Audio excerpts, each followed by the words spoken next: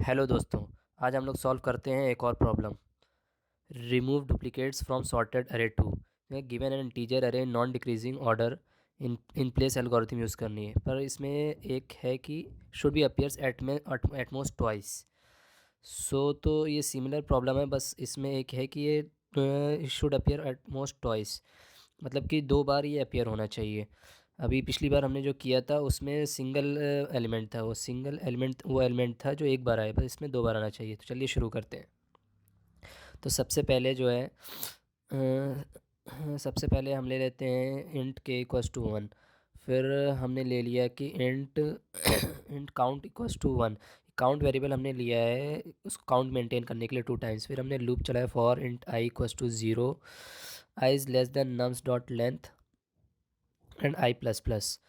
तो हमने ये हमने आइटरेट किया पूरे नम्स एरे को, nums dot length I plus plus. अब हम चेक करेंगे इफ़ नहीं, इसको हम वन से स्टार्ट करेंगे। If nums of I is not equals to nums of I minus one. तो हमने ये चेक किया कि जो हमारा करंट एलिमेंट है वो प्रीवियस एलिमेंट से डिफरेंट तो नहीं है। अगर वो डिफरेंट तो उस केस में तो हम क्या करेंगे, नम्स ऑफ के प्लस प्लस, नम्स ऑफ के plus plus is equals to nums of I. तो हम उस अगर डिफरेंट होगा तो हम उससे रिप्लेस कर देंगे। अब यहाँ पे हम एक चीज़ करेंगे और कि count equals to one set कर देंगे। तो यहाँ पे हमने काउंट की वैल्यू वन सेट कर दी। अब हमें नेक्स्ट कंडीशन लगानी है एल्स कि अगर दोनों वैल्यू सेम है तो उस केस में हम क्या करें। अगर दोनों वैल्यू सेम है फिर हम काउंट की वैल्यू चेक करेंगे। If count is less than two, हम क्योंकि हमारे पास ये हमारी कंडीशन ये है कि मैक्सिमम टू टाइम्स ही अपीयर होना चाहिए।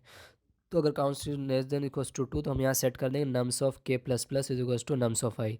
सेम वैल्यू हम यहाँ पे भी सेट कर देंगे। अब हमारे पास मैक्सिमम टू ही टाइम्स होगा। पर यहाँ पे हम काउंट की वैल्यू भी बढ़ा देंगे ताकि नेक्स्ट टाइम अगर आए काउंट प्लस प्लस कर दिए कि नेक्स्ट टाइम आई तो ना हो। चलिए हम, ये हमारा कोड हो गया। चलिए हम इसको रन करते हैं। अब इसको रन किया, टेस्ट रिजल्ट कंपाइलेशन एरर आ गया। आई थिंक कोई मिस्टेक हो गई, क्योंकि देखता हूँ एक बार।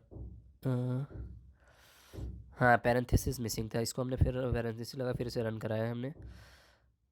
अब आया हमारा एरर कि मिसिंग रिटर्न स्टेट, ओ सॉरी, मैंने रिटर्न स्टेटमेंट ही नहीं लगाया।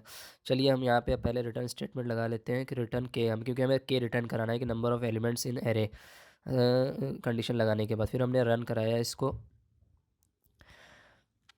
हाँ, अब हमारा केस एक्सेप्टेड आ गए, जो हमारे टेस्ट केसेस थे वो एक्सेप्टेड आ गए, हमारे टेस्ट केस पास हो गए। चलिए अब हम इसको सबमिट करते हैं।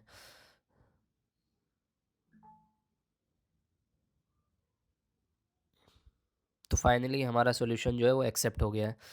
तो ये हमारा फाइनल सॉल्यूशन था। Thanks for watching.